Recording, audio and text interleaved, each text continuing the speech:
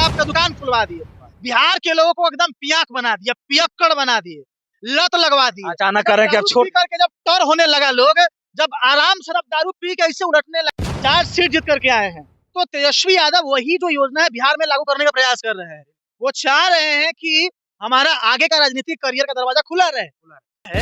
जैसे 400 को 1500 करना और माई बहन योजना में सारे महिलाओं को 2500 रुपया देना।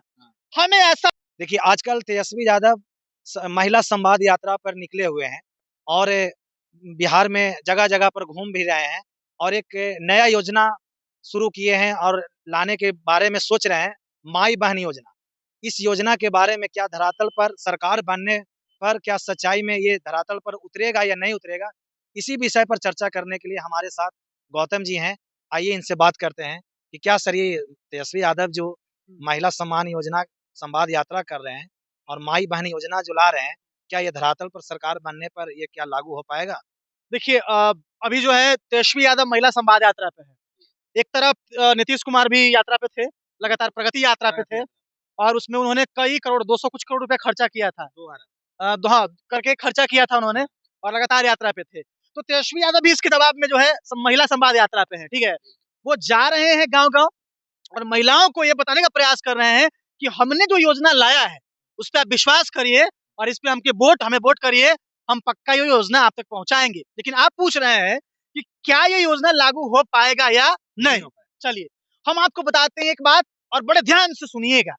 तेजस्वी यादव पिछले बार जब चुनाव लड़ रहे थे 2020 में, तो वो जहां जाते थे वो कहते थे कि हमारी जब सत्ता आएगी, जब हम मुख्यमंत्री बनेंगे, तो पहली कलम से याद करिए, पहली कलम से हम 10 लाख नौकरी देंगे। पहला कैबिनेट में ही पास कर देंगे। और आपको याद होगा कि जब तेजस्वी यादव में टूट कर नीतीश कुमार पलट कर लोंघड़ते हुए आए, जब ये उप मुख्यमंत्री बने, जिन्होंने शिक्षा मंत्रालय अपने हाथ में लिया, चंद्रशेखर जी शिक्षा मंत्री बने और जैसे ही ये सत्ता में आए, ये नौकरी पे काम करना शुरू कर दिया था। और आपने देखा है जिस तरीके से धनाधन युवाओं को नौकरी मिला, धनाधन नौकरी निकाला गया, युवाओं को नौकरी मिला और आज कई लाख युवा नौकरी में है। तेजस्वी यादव ने ये भी कहा था कि गांधी मैदान सिर्फ शपथ ग्रहण के लिए यूज होता था, लेकिन हम नौकरी बांटने के लिए गांधी मैदान में चुने और यूज किए। कभी भी गांधी मैदान में कभी नौकरी बटा था? नियुक्ति पत्र नहीं बढ़ता था, कभी नहीं बढ़ता। पहली बार, बिल्कुल सही बात है। तेजस्वी यादव के कहने के बाद नियुक्ति पत्र नीतीश कुमार बांट रहे थे, गांधी मैदान, वो भी गांधी मैदान में, लेकिन क्रेडिट ले रहे थे वो खुद कि नहीं ये सारा मेरा योजना है। याद करिए, वो बोले कि 10 लाख नौकरी देंगे जब वो सत्ता में आए।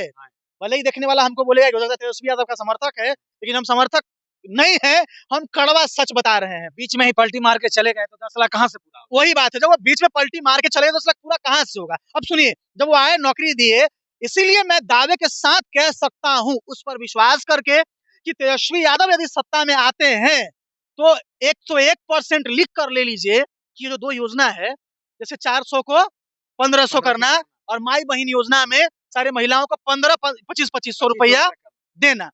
हमें ऐसा लगता है, देखिए एक मानव के रूप में अपने अनुभव के अनुसार हम ये कह रहे हैं कि जब तेजस्वी यादव आएंगे तो योजना पक्का लागू होगा, क्योंकि हम उनका पिछला इतिहास देख के बता रहे हैं। और ये भी बगल में झारखंड में चुनाव हुआ था और वहां पर भी देखिए हेमंत सोरेन ने भी कहा कि 2500 रुपया देंगे और तेजस्वी यादव भी साथ में थे और तेजस्वी यादव भी कह रहे थे कि 2500 रुपया जैसे ही सरकार बनेगा तो हम 2500 रुपया देंगे। और उसी तर्ज पर बिहार में भी तेजस्वी यादव कह रहे हैं कि मेरा जब सरकार बनेगा तो 2500 रुपया हम। देखिए उसी तर्ज पर हेमंत सोरेन चुनाव जीत गए ना, उसी शर्त पर जेएम सरकार में आ गया।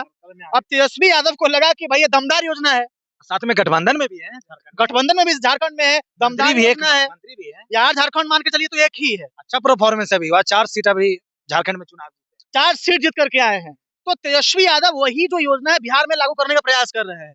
वो चाह रहे हैं कि हमारा आगे का राजनीतिक करियर का दरवाजा खुला रहे, इसलिए वो 400 को 1500 में कन्वर्ट कर रहे हैं और वही माई बहन योजना जो 2500 बिहार में लाना चाह रहे हैं। और ऐसा लग रहा है कि यदि वो सत्ता में आते हैं तो, यदि कंडीशनल सेंटेंस है, यदि वो आते हैं तो हमें ऐसा लगता है कि ये योजना लागू हो जाएगा, इसमें कहीं दो राय नहीं। हाँ तो देख, आप अपना राय जरूर दें। हमारे साथ गौतम जी थे, माई बहन योजना पर तेजस्वी यादव जो लाए हैं उस पर हम लोग बखूबी चर्चा किए हैं। नीतीश सर कुमार भी कुछ बोल सर रहे थे। आपका धन्यवाद। नीतीश कुमार पेंशन के बारे में कुछ बोले हैं ना? नहीं, अभी तो फिलहाल कुछ नहीं बोले हैं। कोई स्टेटमेंट कोई नहीं। अभी स्टेटमेंट नहीं है। नीतीश धन्यवाद। कुमार बस दारू बेचवाते रहे, शराबबंदी करके पूरा बिहार में दारू बेचवाते रहे। कागज पे शराबबंदी है, बिहार में बाहर है, नीतीश कुमार है, शराबबंदी है, लेकिन गांव में घरे-घरे दारू मिल रहा है। सर उनका ड्रीम प्रोजेक्ट है शराबबंदी। अरे ड्रीम प्रोजेक्ट, लेकिन कहाँ सपना साकार हुआ? कुछ लोग कहेंगे कि जनता का गलती है। देखिए कुछ-कुछ ऐसी चीजें हैं ना जो इम्प्रैक्टिकल है, जमीन पे लागू नहीं हो सकता है।